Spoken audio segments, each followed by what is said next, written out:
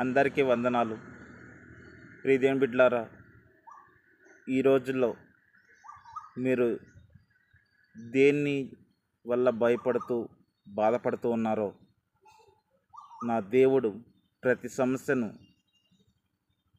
మీకు ఏ బాధ ఏ ఇబ్బందులు కలగకుండా సహాయం చేస్తాడు. కనుక మీరు నా బంధువులు విడిచిపెట్టారని, నా స్నేహితులు నన్ను పట్టించుకోవట్లేదని దేని గురించి మీరు బాధపడవద్దు.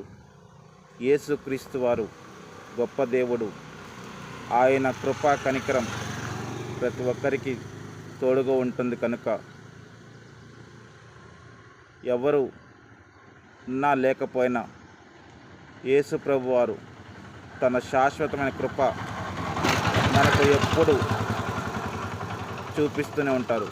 Okay, thank you all.